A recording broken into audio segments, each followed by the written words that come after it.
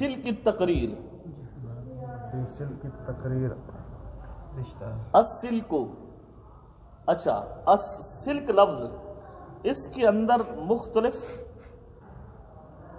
सूरतें बयान की गई हैं। यानी बिलकस्र भी पढ़ा गया है यानी सिल्क, और बिलफत्ह भी पढ़ा गया है यानी कुशीदन चीजें बचीजें, यानी एक चीज को दूसरी चीज के जरिए खींचना। और तीसरे नंबर पे बिलफत्ही अव ज़म्मी यानी सुलक वज़म में, हाँ बिज़म्मी व फ़त्हिल लाम, सुलक जी, बतख का बच्चा, बतख जी, बतख का बच्चा। तो कहते हैं यहां कौन सा माना मुराद है? मुसन्निफ रहमतुल्लाह अलैह ने, शायर रहमतुल्लाह अलैह ने लफ्ज रिश्ता जिक्र करके इस बात को वाज़ेह कर दिया, यहां सिल्क लफ्ज है, सल्क या सुलक नहीं है, क्योंकि इसका माना धागा। आगे क्या कहते हैं मौलाना? तकरीर करारदाद, तकरीर का लुग़वी माना होता है करारदादन, यानी किसी चीज को पुख्ता करना, मजबूत करना। जी, और इस्तिलाही माना चूंकि मशहूर था, इसी वजह से मुसन्निफ रहमतुल्लाह अलैह ने, शायर रहमतुल्लाह अलैह ने जिक्र नहीं किया। यानी मा युतसव्वरु फिल क़ल्बी व युज़हरु बिल लिसान, यानी दिल के अंदर जिसका तसव्वुर किया जाए और जुबान से तलफ़्फ़ुज़ किया जाए, जुबान से ज़ाहिर किया जाए, यानी तलफ़्फ़ुज़ किया जाए उसका। कहते हैं मौलाना वल इज़ाफ़तु फ़ी मिन बाबि इज़ाफ़तिल मुशब्बह बिही इलल मुशब्बह, सिल्क फ़ी सिल्क तकरीर, यहाँ इज़ाफ़त कौन सी है? कहते हैं मौलाना इज़ाफ़त की तो आमतौर पर तीन किस्में, इज़ाफ़त बमाने मिन जैसे खातम फिद्दतिन, इज़ाफ़त बमाने फ़ी जैसे दरबुल यौम, इज़ाफ़त बमाने लाम जैसे गुलाम ज़ैदिन। इनमें से यहाँ कौन सी मुराद है? क्या इनमें से कोई है या नहीं है? बयान करते हैं मौलाना यहाँ जो इज़ाफ़त मुराद है वो इज़ाफ़त है मुशब्बा बिही की, मुशब्बा की तरफ इज़ाफ़त के कबीले से। जी, जैसे लुजैनुल मा, पानी का चमकना। लुजैन कहते हैं यहाँ इज़ाफ़त बयानिया है या फिर इज़ाफ़त या फिर दुआइया। मौलाना इसामुद्दीन ने भी इसी बात की वजाहत की कि जिस तरह चांदी चमकती है इसी तरह पानी चमकता है। जी, और यहां वजह तशबीह कहते हैं मौलाना कमा यजमाउल आली फी सिल्की कज़ालिका यजमाउल अल्फाज फी तकरीर व तहरीर, कि जिस तरह खूबसूरत मोती जो है, चमकदार मोती वो धागे के अंदर परोए जाते हैं, धागे के अंदर यानी कि उनकी तरतीब हासिल होती है, इसी तरह अल्फाज की तरतीब भी तकरीर और तहरीर के अंदर हासिल होती है। आगे कहते हैं मौलाना वसिमत तहरीर, इसके अंदर भी वही तीन एहतमाल हैं।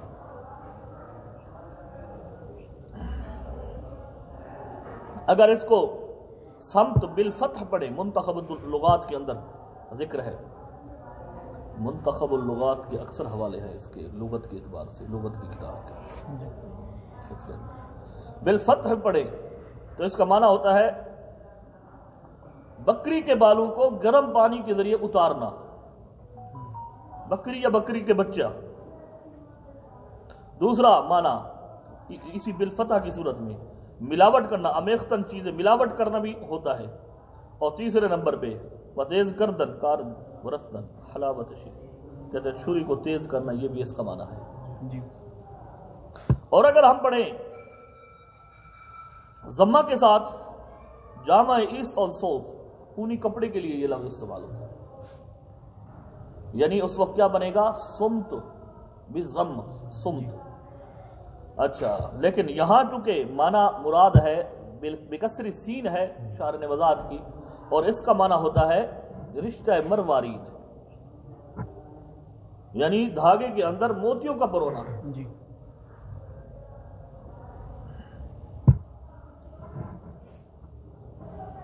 यानी मुराद इससे धागा कह दें या लड़ी कह दें, جو بھی کہہ دے.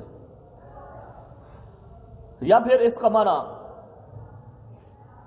شبہ و جزآن، یہ بھی معنی مراد لیا گیا ہے، یعنی موتی یا اس کی مثل.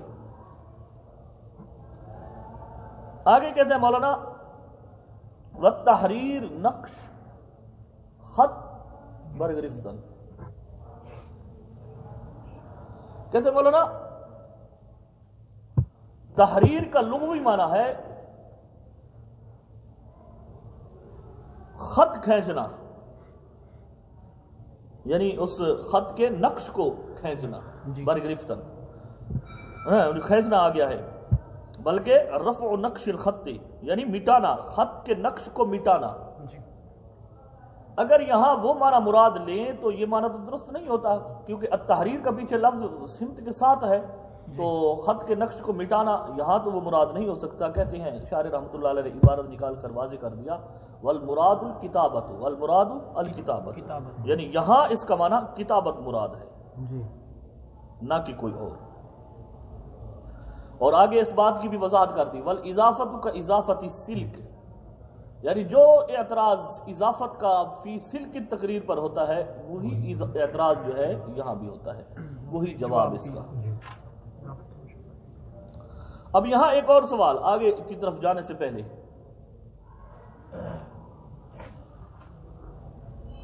تقریر کے لیے انہوں نے سلک کا لفظ متعین کیا اور تحریر کے لیے سمت کا لفظ متعین کیا. اس کے برعکس بھی تو ہو سکتا تھا، یعنی فی سلک تحریر و سمت تقریر، ایسا بھی تو ہوتا تھا، ہو سکتا تھا.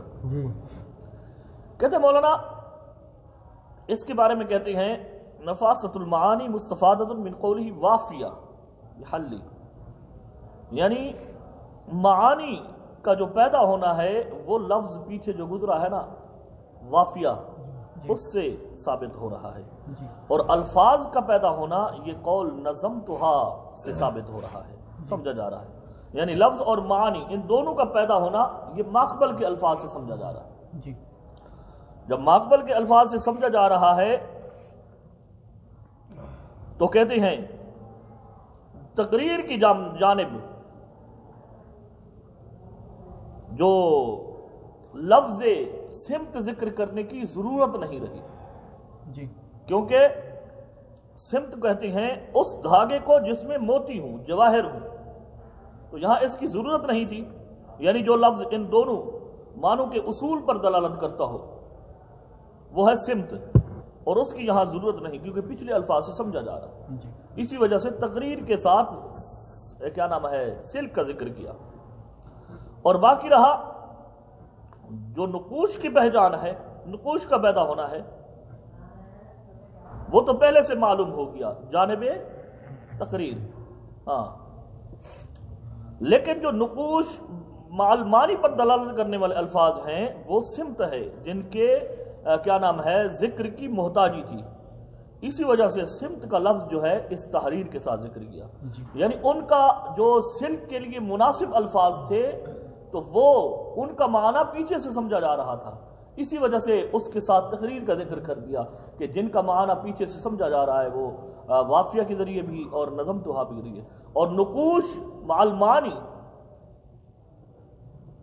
پر دلالت کرنے والے جو الفاظ ہیں وہ ہے سمت، تو اس کے معنی کے لیے وضاحت کرنی پڑی، کیا نام ہے اس کی سمت کے لفظ کے ذکر کرنے کی ضرورت پیش آئی.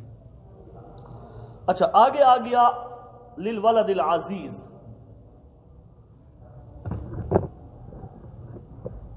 مصنف رحمۃ اللہ تعالی علیہ اپنے بیٹے کی طرف اشارہ کرتے ہوئے ارشاد فرما رہے ہیں کہ میں نے اس کو جمع کیا، نظمتھا، میں نے اس کو نظم کیا، جمع کیا اپنے ولد عزیز کے لیے جو ضیاء الدین ہے.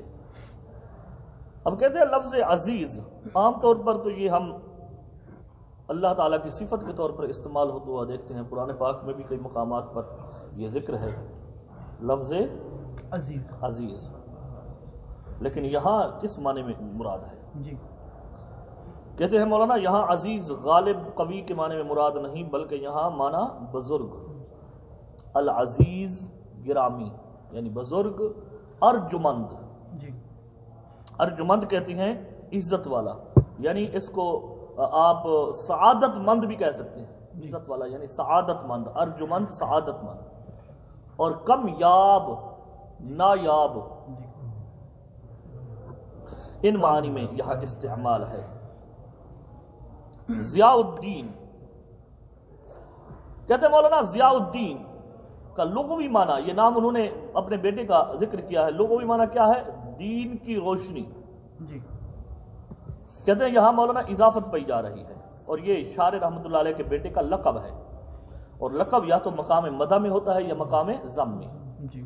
کوئی برے لقب کو ذکر کر دیے جائیں، برے القابات، ذم تو مناسب نہیں ہے، لیکن مقام مدح کے اعتبار سے دیکھا جائے تو وہ بھی درست نہیں بنتا، کیونکہ بات کر رہی ہے بیٹے کی تعریف کی، یہاں چونکہ اضافت پائی جا رہی ہے، اور یہ اضافت جو ہے ضیاء کی دین کی طرف جو اضافت ہے وہ دو کی مضی کی طرف اضافت کے قبیلے سے،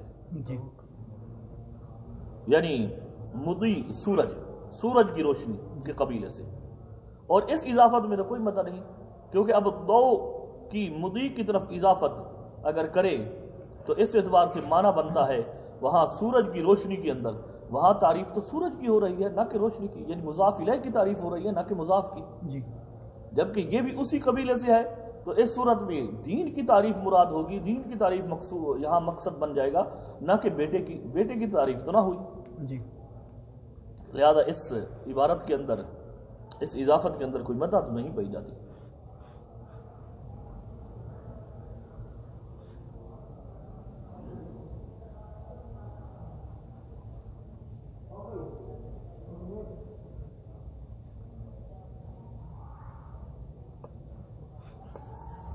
سب وقت دوران بس اصل صبح ناشتہ کری جائے، انڈے نال دے ذرا ضرورت ہونی چاہیے۔ جواب دیتے ہیں مولانا ہم اس بات کو تسلیم ہی نہیں کرتے کہ یہاں ضیاء کی دین کی طرف اضافت مذکورہ اضافت کے قبیلے سے ہے، بلکہ یہاں اضافت جو ضیاء کی ہے ما یہتدی بہ الیہ کے قبیلے سے ہے،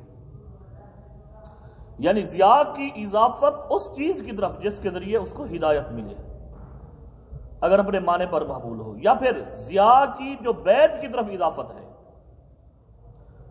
یا یہاں ذکر کیا گیا ہے ضیاء البیت و سراج البیت، یعنی کضیاء البیت و سراجہ۔ اب یہاں ضیاء البیت یعنی بیت کی روشنی، اب یہاں بیت کی روشنی کے اندر یعنی وہ روشنی جو گھر کی طرف لے جانے والی ہے، اور سراج البیت وہ چراغ جو گھر کی طرف لے جانے کے کام آئے گا۔ اب یہاں وہ روشنی کی تعریف ہو رہی ہے، یعنی وہ روشنی ہمارے نفع کا سبب بنی جو گھر کی طرف لے جانے والی ہے، وہ روشنی وہ چراغ ہمارے نفع کا سبب بنا کہ جو گھر کی طرف لے جانے والا ہے۔ اب یہاں ضیاء وہ روشنی کی تعریف ہو رہی ہے، تو یہ اس قبیلے سے ہے یہ اضافہ، تو لہذا بیٹے کی تعریف ہو، گویا کہ وہ ایسی ضیاء ہے جس کے ذریعے وہ دین کی طرف ہدایت پاتا ہے۔ اچھا، تو اس صورت میں یہ مدح پائی گئی۔ آگے آ گیا سوال، سب سے پہلے ہم معنی کر لیتے ہیں تلہف اور تأسف کا، موجبات کی طرف بعد میں آئیں گے۔ تلہف اور تأسف یہ دونوں معنی آپ جانتے ہیں، تلہف دریغ خوردن و اندوہ کین شدن، اور تأسف دریغ و درد خوردن، یعنی کسی کیا نام ہے اس کو مصیبت کا پہنچنا یا مصیبت اور تکلیف کا پہنچنا، درد کا پہنچنا۔ اچھا، کوئی پریشانی حاصل ہو۔ اب کہتے ہیں مولانا پہلی بات تو یہ ہے کہ سوال ہوتا ہے مولانا جب دونوں کا معنی ایک ہے تو پھر دو الفاظ ذکر کرنے کی ضرورت ہی کیا تھی؟ ایک ذکر کر دیتے کافی تھا، یا تلہف ذکر کر دیتے یا تأسف ذکر کر دیتے۔ کہتے ہیں مولانا ان دونوں کا معنی اگرچہ مصیبت پریشانی کا حاصل ہونا ہے، درد کا حاصل ہونا ہے، تکلیف کا حاصل ہونا، لیکن ان دونوں کی فرق ہے۔ فرق یہ ہے، تلہف کہتے ہیں هو الحزن الحاصل على فوات المطلوب، یعنی جو مقصود کے فوت ہونے پر پریشانی لاحق ہوتی ہے اور غم لاحق ہوتا ہے اس کو تلہف کہتے ہیں، اور جو کسی مصیبت کے اترنے پر جو پریشانی آتی ہے، غم آتا ہے، اس کو تأسف کہتے ہیں۔ تو اب ان دونوں کے اندر فرق ہے۔ یعنی ایک ہے مطلوب کا فوت ہونا، مطلوب کا حاصل نہ ہونا، مطلوب کا فوت ہونا، ایک ہے کسی مصیبت کا نازل ہونا، تو ان دونوں کے درمیان فرق ہے اس اعتبار سے۔ اور باقی پہلے معنی کے اندر انہوں نے دریغ خوردن کے ساتھ جو ہے اندوہگین شدن بھی ذکر کر دیا، یعنی جس کا معنی ہے غمگین ہونا، غمگین، کیونکہ اندوہ کا معنی غم ہوتا ہے، اندوہ گین، غمگین شدن ہونا، ودریغ درد، یہ دونوں ساتھ ملا لیے، دریغ والا معنی بھی ساتھ ملا لیا اور درد والا معنی بھی، مصیبت تکلیف۔ اب دوسرا کیا ہوتا ہے سوال، کہتے ہیں مولانا عن موجبات التلہف والتأسف ان قیل لما زاد الشارع لفظ الموجبات ولم يكن حفظه الله تعالى عن التلہف والتأسف مع ان بزیادت هذا اللفظ يطول الفکرة الثانیہ على الاول بکثیر، یعنی کہنے کا مقصد یہ ہے کہ ڈائریکٹ کہہ دیتے حفظہ اللہ تعالی عن التلہف والتأسف، بھئی ان مصیبتوں سے اللہ تعالیٰ اسے محفوظ رکھے، تو یہ موجبات لفظ ذکر کرنے کی کیا ضرورت تھی، عبارت بھی طویل ہو گئی اور فکرہ جو ہے ثانیہ جو ہے وہ پہلے پر طویل ہو گیا، پہلے فکرے پر، تو اتنی وضاحت، اتنی طویل طوالت کی ضرورت نہیں تھی۔ کہتے ہیں مولانا موجبات کہ اصل یہ لفظ اس اعتبار سے استعمال ہوتا ہے، اگر شارع لفظ موجبات ذکر نہ کرتے، معنی حفظہ اللہ تعالی عن التلہف والتأسف کرتے، تو سواء تحققت موجباتها او لا، تو یہ تلہف تأسف کا حاصل ہونا برابر ہوتا، چاہے اس کے موجبات یعنی اس کی علت پائی جاتی یا نہ پائی جاتی، اس کی علت متحقق ہوتی یا نہ ہوتی، یعنی سبب علت متحقق ہوتی یا نہ ہوتی، یعنی وہ بس یہ صرف یہی ہوتا کہ غم ہے، اس بھئی غم سے حفاظت دے، اب یہ نہیں پتا کہ غم پایا بھی جاتا ہے یا نہیں پایا جاتا، تو موجبات کا اگر ذکر نہ کرتے تو وہ وجود معلول کے وجود اور علت جو ہے وہ نہ پائی جاتی، کیونکہ موجبات جو ہے وہ علل اور وجود معلول اور مسببات کا نام ہے جو اس کے ساتھ ہونا ضروری ہے، تو اسی وجہ سے۔ اور باقی رہا آپ کا یہ کہنا کہ فکرہ ثانیہ کا طویل ہونا پہلے پر، یہ جائز نہیں، تو ہم اس بات کو تسلیم نہیں کرتے، کیونکہ کلام باری تعالیٰ کے اندر ایسی کئی مثالیں ہیں۔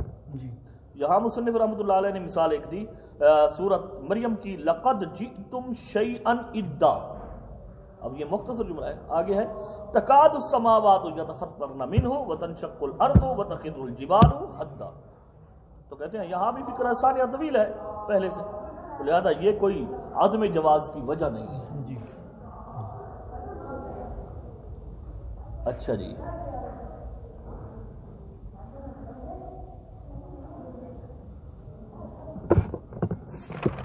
اگلا صفحہ بھی چھوٹا آ گیا، ٹھیک ہے مولانا،